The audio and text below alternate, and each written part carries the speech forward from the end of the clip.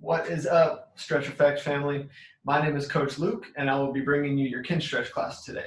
For those of you who may be new to Kinstretch or have never been exposed to Kinstretch before, Kinstretch is basically a movement enhancement system that allows us to improve range of motion, improve flexibility, and overall just gain a better understanding of our body and our body control. So we will be using practices today called CARs, which are controlled articular rotations, which pretty much just means controlled joint rotations. So for example, this is a shoulder car. We will be doing stuff like called pails and rails, which just stands for progressive angular isometric loading and regressive angular isometric loading. That's not anything you need to worry about right now, but we will explain more as we go through the class. We will be really focusing on mobility along with flexibility. So we'll be stretching, we'll be getting into positions of longer muscle length, but then we will also be working on mobility, which is the strength and the usable control of those ranges of motion. So as we go through the class, I will be explaining everything that we're doing. I will be really going through in detail with what we'll be training today, which will be our hips.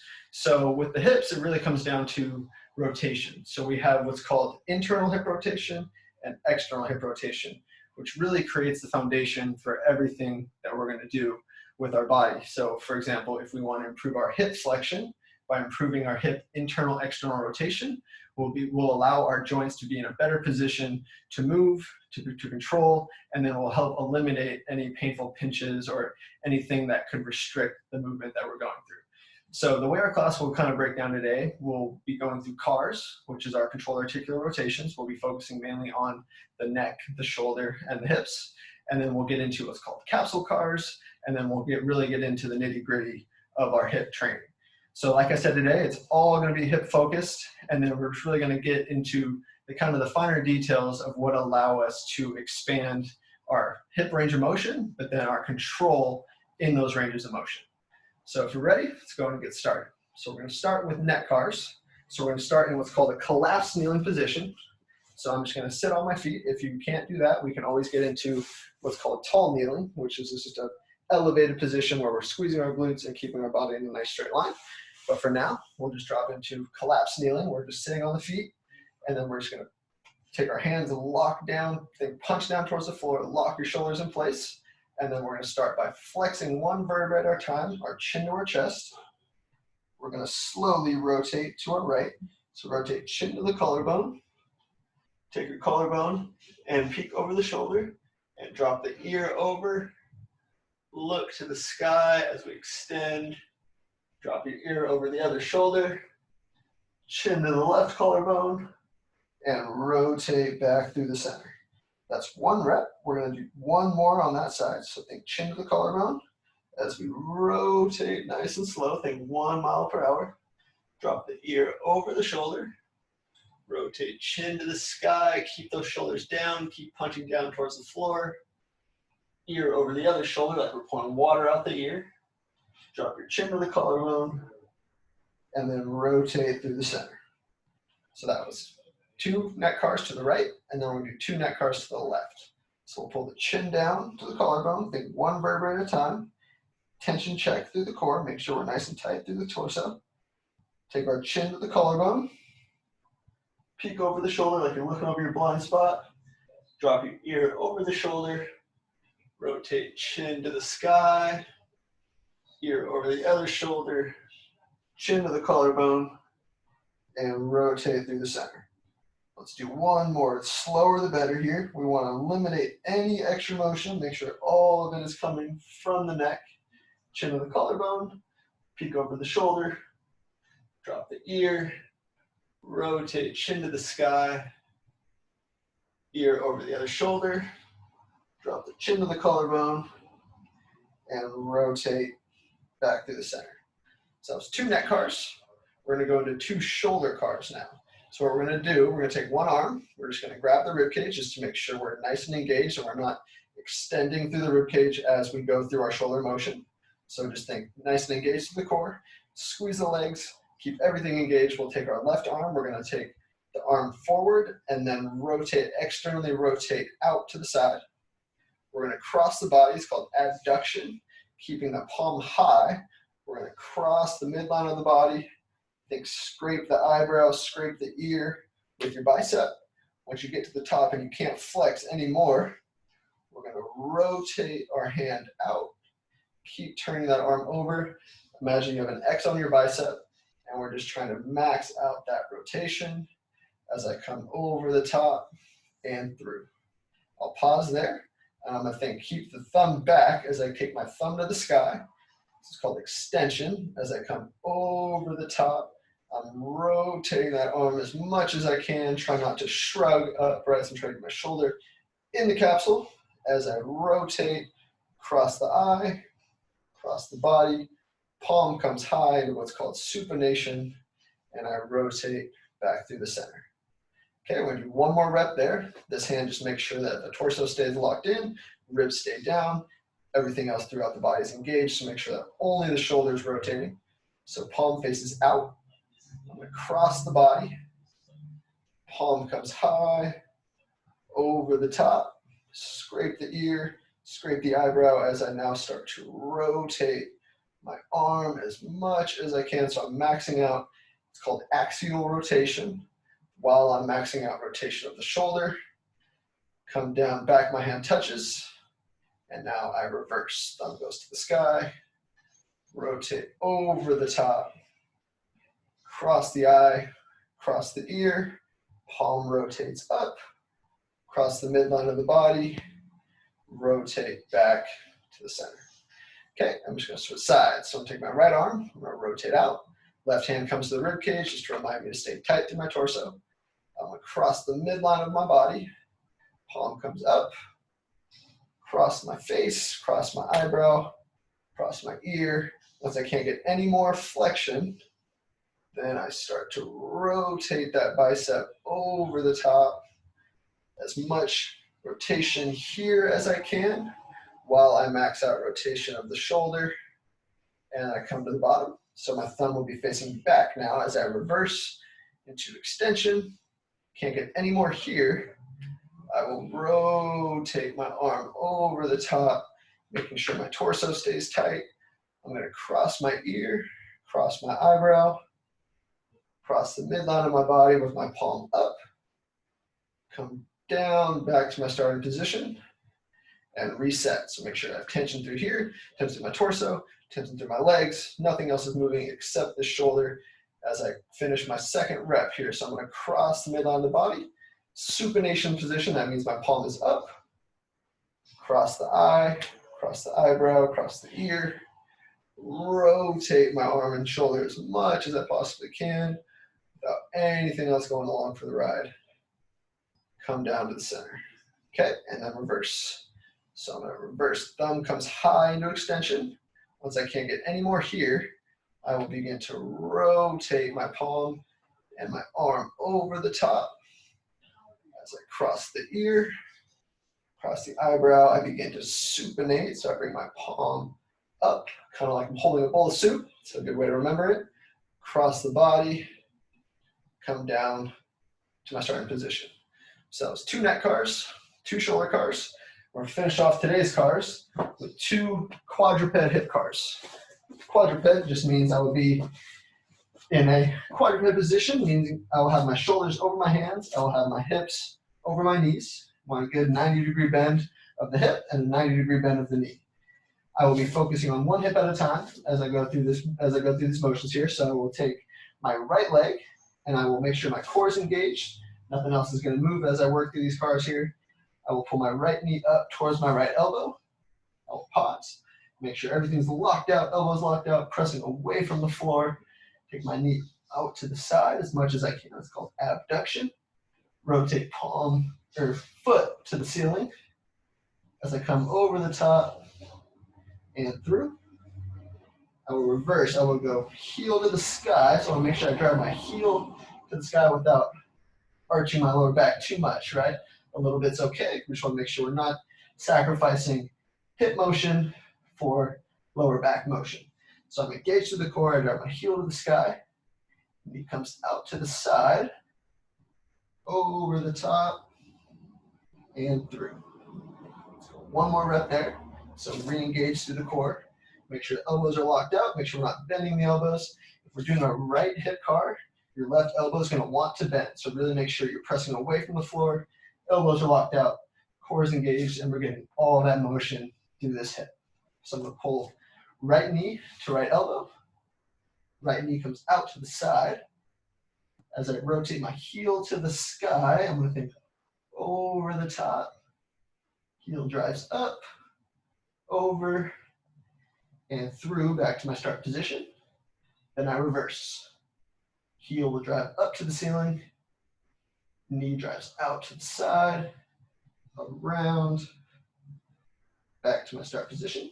So that's 2 hip cars on the right. Flip around so you guys can see. I'm going to go 2 hip cars on the left. So I'll be core engaged, elbows locked out, get a 90-degree bend in my hips, 90-degree bend in my knees. Shoulders are stacked over my hands, hips are stacked over my knees. Take my left hip, left knee, pull up to the left elbow. I'm going to drive out to the side, so think like a dog peeing on a fire hydrant. Heel rotates up to the sky, around over the top, and through back to my start position. Now reverse. Heel drives to the sky, knee rotates out to the side, over the top, nice, controlled, and through. One more, knee drives to the elbow, knee out to the side, heel rotates up to the sky, control every other part of your body, now feed it through, tension check, make sure you're locked in, heel drives to the sky, knee out to the side as we rotate over and through. So it's 2 hip cars for our neck, our shoulder, and our hips. We have cars for the rest of our body, but for the sake of today's class, we're really focusing on the neck, hips, and shoulders, primarily the hips. So I always tell everybody, if you have one thing that you could do the rest of your life, cars would be it. Whether it's first thing in the morning, whether it's before you train, whether it's a superset in your training, whether it's a post-workout cool down, before bed routine, the more cars you can get throughout your day, the better.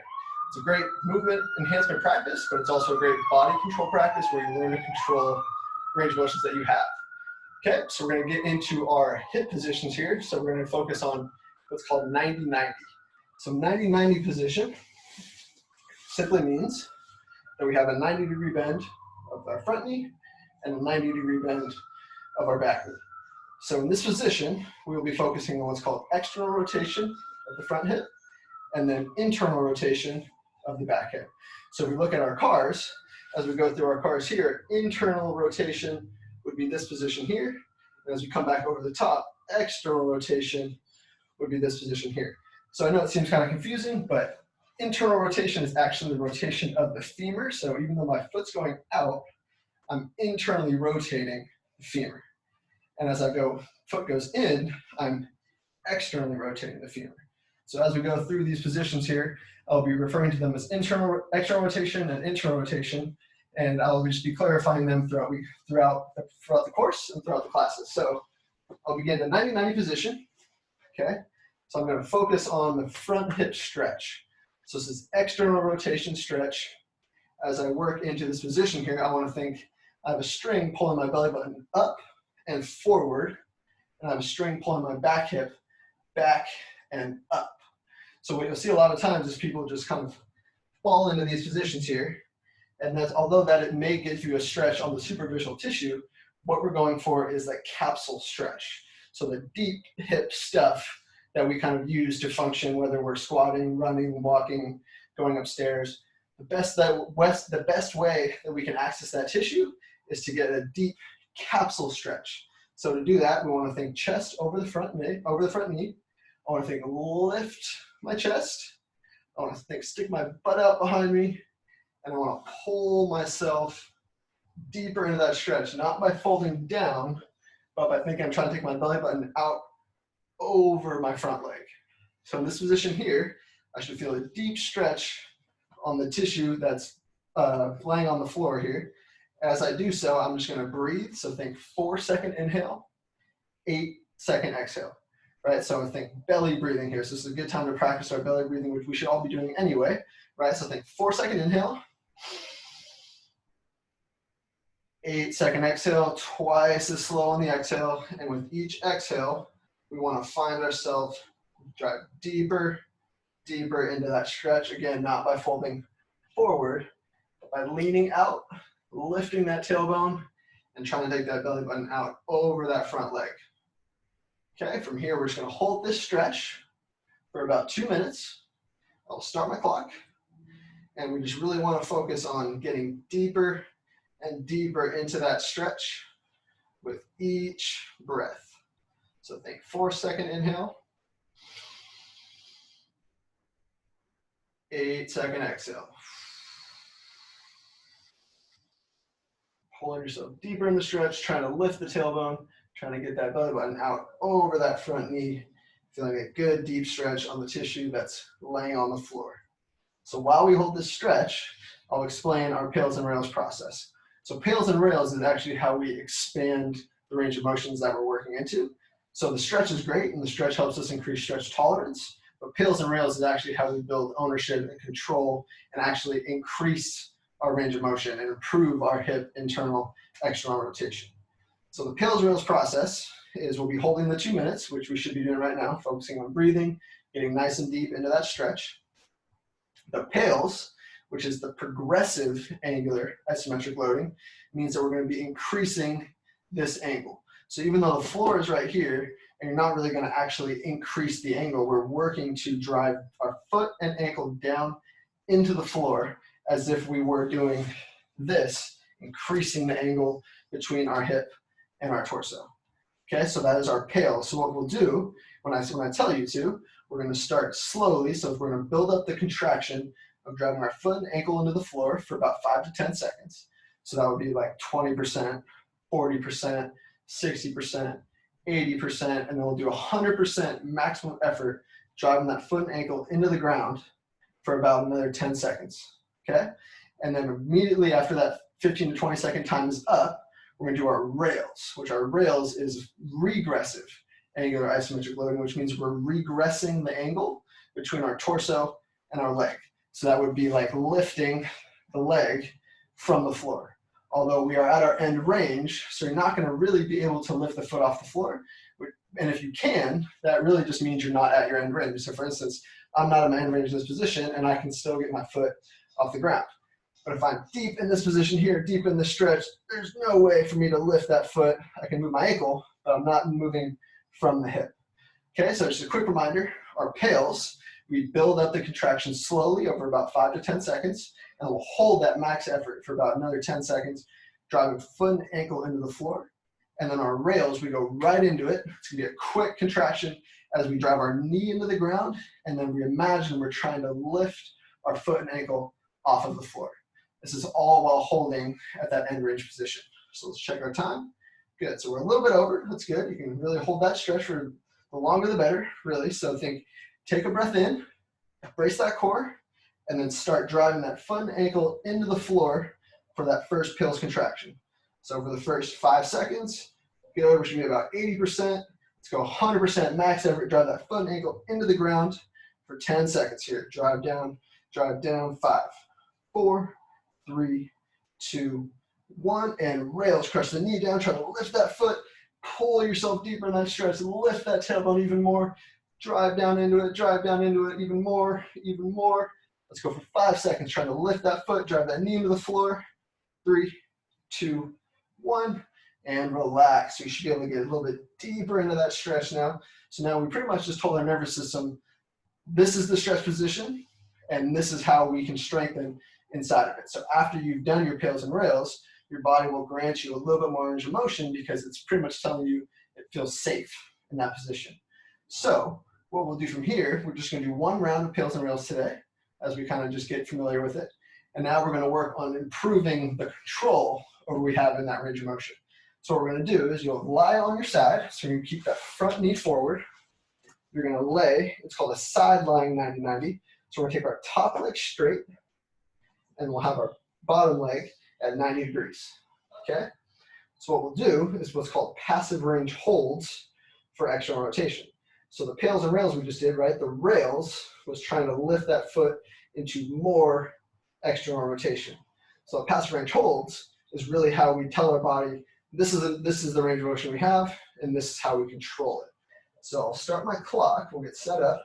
What we're gonna do is grab your foot, grab your ankle, keep your body nice and relaxed for now. You're gonna pull up, keeping your knee on the floor to as much external rotation as you have, right? So I don't wanna do so much that the rest of my body changes, but I wanna relax to make sure that I can get into that external rotation position.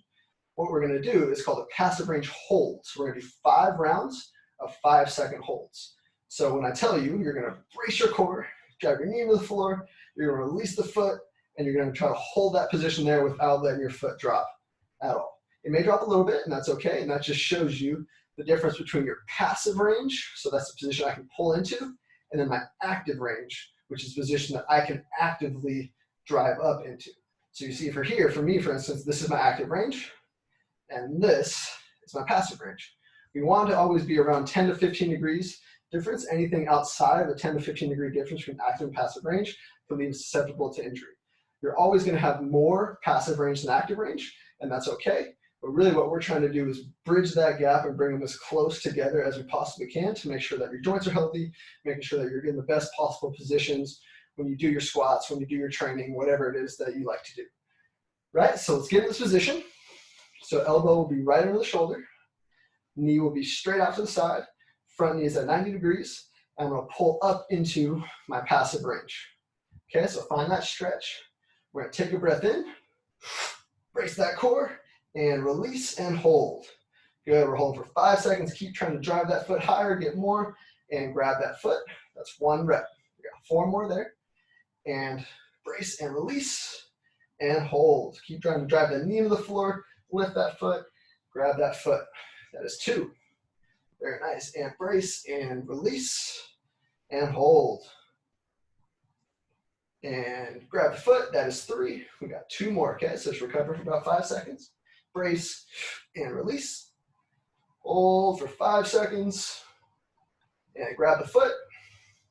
Last one here. That is 4. We got 1 more here. Brace and release. Drive the knee to the floor. Try to rotate that foot higher. And slowly parachute that foot down to the floor. And relax.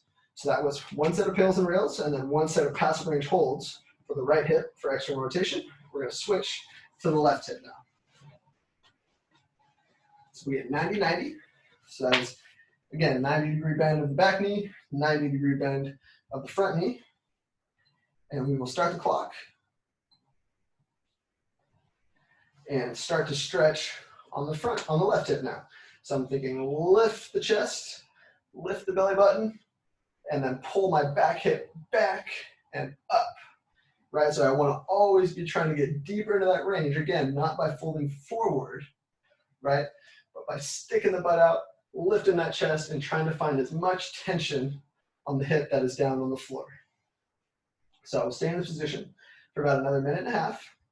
Again, the more time you spend in these stretches, the better. 2 minutes is usually the time that we want to start with for our pails and rails, but you can hold that position for 3 minutes, 5 minutes, even 10 minutes if you have that mental fortitude and patience. A lot of us don't. 2 minutes is more than most people do anyway, so it's always just trying to increase that amount of time that we spend in that stretch position, but always finish with a little pails and rails just to tell our body, okay, we are in this position, now we're going to strengthen in it. So over time, we start to improve that range of motion, improve that control at those extended ranges of motion. Okay, so let's go for another minute here. So we're just thinking chest over that knee, trying to stick belly button up and forward, tailbone is back and up. Okay, this is nice and tall. If this position is uncomfortable for you, you can use blocks. So you can use blocks for your hands here. You can just to help you support. You can lean out a little bit to the side if that's more comfortable. If you're getting a kind of a crampy feeling in this back hip here or pain in the knee, you can always kind of change the position, whatever feels most comfortable. Okay, so we'll go for another 30 seconds. Just want you to keep belly breathing. Think. Increase the expansion on the inhale, and then about an 8 to 10 second exhale as we relax. Every time we blow out the exhale, we want to try to find ourselves deeper into that range of motion. Okay, so we'll go 10 seconds here. So think, use the arms for stability, arms for support. Take a breath in, really brace that core, and then start driving that foot and ankle into the floor for that pails contraction. I think we're building it up. We're building it up, build up, we're at 50%, about 70, 90, let's go 100%, max out, grab that foot, ankle into the floor, drive down. We're gonna hold for 5, 4, 3, 2, 1, and rails crush the knee to the floor. Try to lift that foot while simultaneously pulling yourself deeper into that stretch. See how deep you can get into it. Drive down with that knee, pull yourself deeper into the stretch. We'll go for 3, 2, 1, and relax. Your body will give you a little bit more range of motion now that you've kind of shown that it can still contract and still actually use the muscle in that position. Okay, so take a breath there, and then we're going to fold or drop down to our left side. So you'd be on your left elbow here. Left knee is at 90 degrees. Right leg or top leg is straight out from the body. This will give us a little bit more support. If this is super easy for you, you can always take this back into 90 degrees. This will just make it a little bit more challenging because you have a little less leverage, right? But for now, top leg will be straight. Bottom leg's at 90. Elbow is under the shoulder. Like kind of like doing a side plank position, right? So instead of just pulling down like here, we want to lift that rib cage, right? So you can even take a block and slide it under your rib cage, just to remind you to not let yourself fold down, right? We don't want to rest on the block. We want to try to keep that rib cage off of the block and elevate it. Okay? What we're going to do is our passive range holds. We're going to do 5 reps of 5-second holds. Okay, so you're going to pull it up into that passive range. Get that position so you relax as you pull into it. And then we brace, think lift the torso, lift the rib cage off that block if you're using it, and release. Go ahead, we'll hold for 5 seconds. And grab that foot again. Pull up, back in that passive range. When you're ready, take a breath in, brace, and release. We're gonna hold for 5 seconds here. Good, here we go. 3, 2, 1. Grab the foot, that's 2 reps. 3 more here. So we're crushing that knee to the floor. Top leg drives down on the ground. Brace that core and release. 5, 4, 3, 2, 1. That is 3. 2 more here. Give me everything you got. Crush that knee to the ground. Lift that foot and release. Good. 5, 4, 3, 2, 1. Last one here. Let's give it everything you got. Think lift the rib cage off the ground. Drive the knee to the floor. Release that foot and hold. Good. 5 seconds. Here we go. Brace. Try to lift that rib cage. Squeeze more. Drive down. Rotate that foot up. And slowly parachute down. Very nice. So that was hip external rotation. Okay, so now we're going to get into 90-90 again with the front leg forward, but now we're going to focus on what's called internal rotation. So although we start with external rotation, that's usually the easier one for people to kind of conceptualize. Internal rotation is really the kind of the foundation of all of our motions, whether it's hip internal rotation or shoulder internal rotation. Internal rotation kind of creates a foundation for everything else that we do. So if we want to have better hip flexion, so pulling the knee up, or better hip extension, driving the hip back, hip internal rotation is not only the foundation for those movements, but it's also the first one to go, when we have degenerative changes, when we age, or through inactivity, right? So really what we need to focus on, ideally on a daily basis, would be improving our hip internal and shoulder internal rotation. We improve those, everything else will improve, right? So let's get into the 90-90 position. We'll have our right knee forward, and we're gonna take our hands, hit our left hand on our left hip, and we're just gonna open up that hip and close back down. So we're just thinking rotate our pelvis over a fixed femur. So this just kind of helps introduce our body to what internal rotation actually is. And it kind of helps prime the tissue for everything that we're about to do for it. So we're just going to do 2 more. So open up and then close. Last one here. We're going to open that hip up as much as we possibly can. Like I'm trying to take my left sit bone, my left butt cheek closer to the floor, right? So this would be closing. We're going to open that up. We can do as much internal rotation as we can. And then we're going to hang out in this stretch 2 minutes, just like we did for the external rotation. So if you have any pain in the knee here, you can do a couple different things, right? So you can move the position of your knee. So sometimes people feel better here. Sometimes people feel better with it more up. What most people will feel better with is to lean back more. So we can be up in this position here in internal rotation to get the stretch as we open up. But a lot of times people don't have what's called the abduction range of motion, which is lifting that leg to the side. So we need to lean back to kind of clear up some space, let the energy flow through that hip. And then we're just going to keep trying to, as we breathe, rotate the hip towards the floor. So we're going to hang out here for 2 minutes. So we're just going to breathe just like we did for the external rotation. Focus on belly breathing, focus on getting as deep into this internal range of motion as we possibly can. So if you can lean back more, you just need to make sure we're rotating through the pelvis and then not just pulling on the shoulders to pull ourselves deeper into the stretch, right? So you should feel a good stretch on the underside of the hip, maybe down through the inside of the leg here. So a quick review, we're going to go through our pails and rails. Just like external rotation, we'll do 1 set. So pails is driving my foot and ankle down into the floor. So I'm thinking crushing like I'm doing this motion here, right? So I'm crushing foot and ankle down. I build that up over the first 5-10 seconds. And then we're going to do a max effort drive for 10 seconds, okay? And then our rails is crushing our knee to the floor, and I'm trying to lift my foot. You're not going to be able to because you're at your end range, but it'll look kind of like that motion there. Okay, so we're going to go for another 45 seconds. Just stay deep in that stretch position. Okay, pails, 15-20 seconds. And then our rails, which is a 15-second drive down, and then you're trying to lift that foot.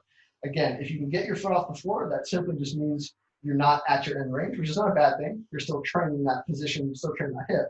But for the sake of today's class, we want to be training our end range strength, end range body control, right? So think open up as much as you can, get deep in that stretch as possible. I'll be in this position just so I can check my clock. We're going to go 15 seconds here. So think brace that core, just continue to try to pull deeper into that range of motion. We're going to start that contraction in 5 seconds. So take a breath in. Half that air down, start to drive that foot and ankle down into the floor. So we're crushing down, build it up. We're at about 50%, 60%, 70. Let's go max effort for 10 seconds, driving the foot and ankle into the floor as hard as we can. Good. 5, 4, 3, 2, 1. And rails, try to drive the knee into the floor, lift that foot. Should feel a good contraction, good stretch here. If it cramps, that's totally okay. That just means we're in uncharted territory for us, and that's totally cool. That's what we want. 5, 4, 3, 2. Trying to lift that foot, and then as we relax, sink deeper into that range of motion. Good. Just got some good hip step going. If you need to kind of stretch it out, take it out of position. If you cramp up, you can kind of punch the hip. Kind of helps things feel better. Or we can go back into those rotations that we did to start this position. Okay? So that was internal rotation. So I'm rotating pails and rails. That's crushing the foot down on the pails, knee down on the rails. Okay? So now just like we did passive range holds for external rotation, because internal rotation makes it a little bit more challenging to do passive range holds, we're going to do what's called passive range liftoffs.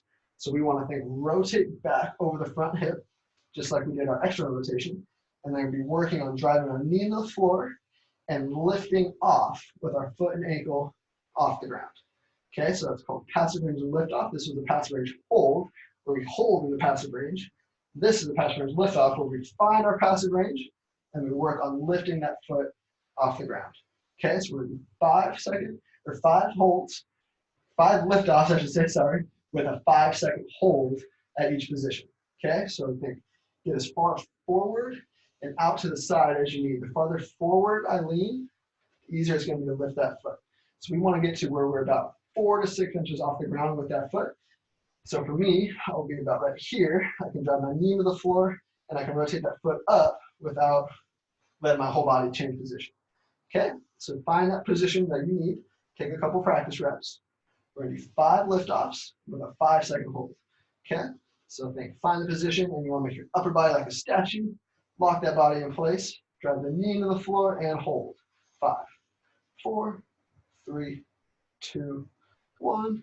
Slowly back down. That's 1. 4 more there. Knee into the floor. Brace the core. Drive the foot up.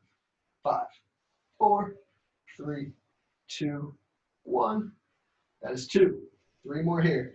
Find the position you got to be in. Lock the torso in place. Drive the knee into the ground and lift. 5, 4, 3, 2, 1. That is 3. 2 more here. Ready. Knee to the floor. Lift. 5, 4, 3, 5 for more, 5 for more. And down slow. That's 4. The last one here. Make it the best one yet.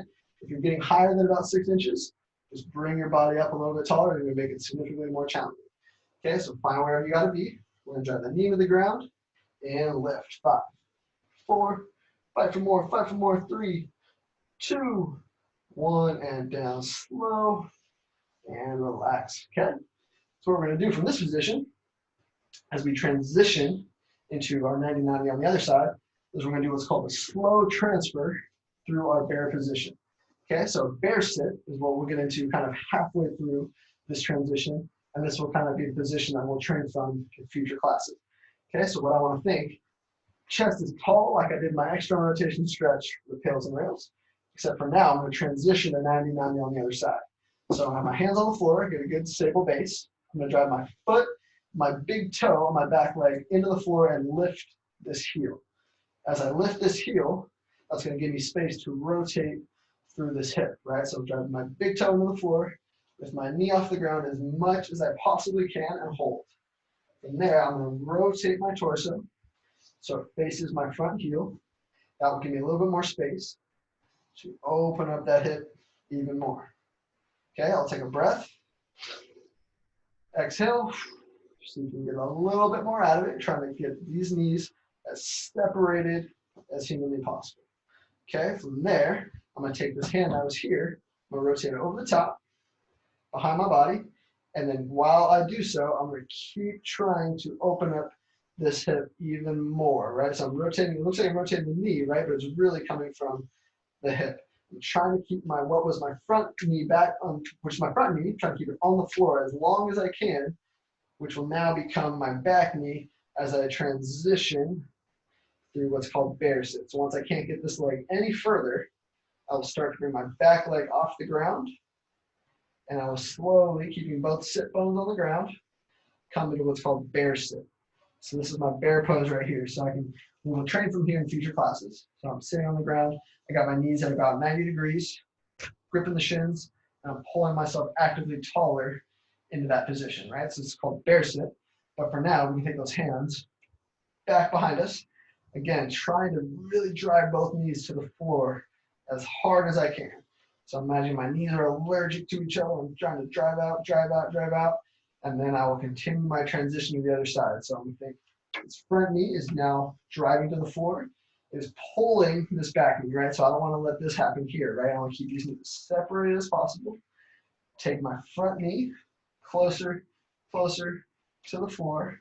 Once I touch the floor with my front knee, I will take this hand, which is my back hand here, take it right in between my legs. Knees are still as separated as possible. And I will slowly rotate that hip and that knee to the floor. Okay, so now I'm at 90-90 on the other side. If you need to adjust, need to change your position at all, that's totally okay. 90 degrees in the front leg, 90 degrees in the back leg. I'm finding that stretch position. Not only in external rotation, but now I'm going to rotate my hip, right? Internal rotation.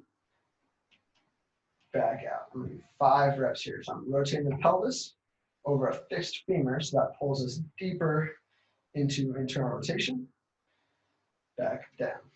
So again, this is a great warm-up for what we're going to do for the hip, but it also allows us to get familiar with what internal rotation stretch actually feels like. Right? So we rotate down, rotate open. Okay? So from here, I'll take my hand behind me, find the best position that allows me to get the stretch through the hip here and through the hip on the other side, but is not going to do damage to the knee here, right? So I'm trying to open that chest. I want to get a good line of energy as I rotate that pelvis closer to the floor. We're going to hang out here for 2 minutes. Okay, we've already been in there for about 15 seconds. So we're just going to keep trying to rotate, rotate, rotate closer to the floor with that back hip. Keep the knee on the floor, ankle on the floor. As we breathe, 4-second inhale, 8-second exhale. Each exhale, right, as we try to rotate deeper into that stretch position. Let's go for another minute 10. Okay, so again, to quick review, our PALS, our progressive angle, is driving our foot and ankle into the floor, right? So we're trying to increase the angle between our torso and our hip, right? Because we have the floor here, you're not going to be able to actually go anywhere. It's all about the intent. It's all about driving that foot into the floor. Our rails, we're driving the knee into the floor, and we're trying to lift that foot, right? So we're regressing the angle between our foot and our torso as we pull ourselves deeper into internal rotation. So the rails is kind of where more cramping kind of feelings start to happen. You probably feel it on this hip here, especially if you're new to this, especially if you've never done it before. That's okay, right? So cramping really comes down to what we call neurological confusion. So really that just means that your body is not familiar with position. It's not familiar with contracting from that deep end range of the joint, which is in a way kind of what we're going for, right? We're trying to increase the range of motion, we're trying to increase body awareness and strength that we previously didn't have, right? So think 15 seconds here, get deep into that stretch as you can. Knee stays on the ground. Pull yourself deeper into that stretch as much as you can, trying to rotate your sit bone towards the floor, okay? Take a breath in, pack the air down, start to drive that foot and ankle into the floor, drive them down. We're building up, we're about 50%, 60%, good, 80, let's go max effort, 100%, drive that foot and ankle into the floor as hard as you possibly can. Give it your all. This is our last thing we got here for this hip. Good, 5, 4, 3, 2, 1, and now rail. Shove your knee into the floor, try to lift that foot, make it cramp, drive that foot higher into the sky. It's not going to be able to go anywhere until your end range. Give it everything you got. Make that hip cramp, drive that knee into the floor, and lift that foot. 3, 2, 1, and relax. You can start to rotate it a little bit more. Get some life back into that hip there. Rotate open, rotate closed. Okay, so we're going to do our passive range liftoffs for internal rotation. Start lifting that foot into the sky while we drive our knee down into the floor. Okay, so again, we're going to do 5 liftoffs with a 5-second hold at each liftoff. Okay, so find where you got to be. Right and left hip may be different. So this position may have been good for your front hip or your first hip. You may need to lean out more to the side. You may need to lean farther forward. I know for me, my right hip does not like to internally rotate as much as my left. So I need to get a little bit farther forward. I'm going to lean out a little bit more to the side. Okay, it's all about finding where you got to be to get that foot about 4 to 6 inches off the floor. Okay, so think brace that core, nice and tight. Lift that foot and hold. 3, 2, 1, and back down. That's 1. Okay, find the position. That was a good test rep. And lifts. 5, 4, 3, 2, 1, and down. That's 2. Very nice. Brace that core, lock the torso in place, and lift. 5, 4, 3, 2, 1. Back down. That's 3. We got 2 more there. Give it your all. Crush the knee into the ground and lift that foot and hold. 5, 4, 3, 2, 1, 4. Last one. Give it a good hold. Keep trying to fight for more increased range as you drive that foot higher in the sky and lift. 5, 4, 3, 2, 1, and control. Back down slow. Very nice. That was our pails and rails, and then passive range liftoffs for hip internal rotation. Okay, so the last thing we got here is what's called capsule cars. So our capsule cars is really kind of the ownership of external internal rotation that we just trained through our pails and rails and our passive range holds and passive range liftoffs. Right, so capsule cars really kind of helps think of it as like a way to save your work, we could gain kind of some more control, some more understanding of the range of motions we just trained, because inevitably you will have more after we've just expanded the range of motion a little bit. But what we really want to do is kind of teach the nervous system to use that range of motion, right? Just because we trained it once does not mean you're going to have it the rest of your life. So we want to kind of help save that work by putting in positions to actually use what we just did, right? So we want to lay on our back. So we're going to start with our right hip. You're going to lay on your back. Bottom or left leg will be straight. Right leg will come up into 90 degrees. Okay, so you can have your arms on the floor. You can hold your leg in place. You put both hands on one knee. Really what we want to try to do is keep the hip at 90 degrees, somewhere close to that. And then we want to train our internal, external rotation by just controlling that motion. Okay, so you can have your hands here, but that's mainly just to keep them in place, not to actually control it with our arms. Okay, so we're going to do what's called external rotation first. We're going to do 5 reps about a 3 to 5 second hold. Okay, so we're gonna go from external rotation. So we're gonna think foot rotates in while femur rotates out. We're gonna fight for more range. I think I'm trying to pull my right heel towards my left shoulder. I'm gonna go into internal rotation. So now I'm gonna take my foot out, right heel towards my right shoulder. So we're gonna hold for about 3 seconds. Find your end, fight for more. That's 1. We're gonna do 5 reps. External rotation. Right heel to right or left shoulder. And then internal rotation, right heel, right shoulder. Drive out, fight for more, fight for more, fight for more. That's 2. We got 3 more there. Okay, find your end, rotate, fight for more. Internal rotation, rotate out, fight for more. Trying to get more as we rotate. That is 3. If you need to, you can use the hand. You can just guide the leg as we rotate. External rotation, foot rotates in, femur rotates out. Internal rotation, foot rotates out, but femur rotates in. Find your end, fight for more. Let's do 1 more here. Get as much as you can out of it. Squeeze every last bit. External rotation. Come back to the center. Last one. Internal rotation. Foot rotates out. Squeeze. Find your end. Fight for more. Okay. So just to get a different view, it would be here, right? So I want to think external rotation, internal rotation. Okay. We'll switch the left hip. The last thing we got. Then we're done for the day. So find your position. Right leg straight. Left leg is at 90 degrees. 90-degree bend of the hip, 90-degree bend of the knee. Okay, so I'm thinking external rotation. Left heel to right shoulder. Find your end, fight for more. Good. Back to the center. Internal rotation. Rotate out. Find your end, fight for more. That's 1. 4 more there. Rotate. Squeeze. Back to the center. Left hip rotates. Internal rotation. 2. 3 more here. Foot rotates. Good. Internal rotation. Foot rotates out. Find your end. Try to squeeze. You feel it on that hip here. That's 3. Last 2. So you take arms into the floor. You can hold here. You can hold here. Whatever helps you.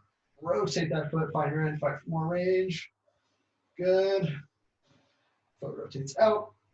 On your end, fight for more. It's 4. Last one here. Give it everything you got. Squeeze every little last drop out of it. External rotation. Left heel, right shoulder. Squeeze. Back to the center. Internal rotation. Left heel to left shoulder. Find your end. Try to fight more. And relax. Come down. Shake it out. That is it for class today. If you'd like to do some more hip cars, do some more shoulder cars, like I said at the beginning of class, there's really no upper limit to what you can do, right? So you can do them in the morning, you can do them before you train, after you train, really any time that you have a free moment, because the more rotation you can get, especially with hips and shoulders, the better, right? So especially people that have a lot of upper trap tightness, doing your Netcars throughout the day can be a life changer, lifesaver. And really, it's really, the more you do it, the better. Okay, so thank you for joining me on class today. That was our hip kind of introduction. Next class will be focusing on the shoulders, and we'll just kind of be continuing to build out ownership of our body, improve range of motion, improve active control of that range of motion, and improve overall joint health. So thank you for joining me today. I appreciate it, and I look forward to seeing you at the next class. Thank you.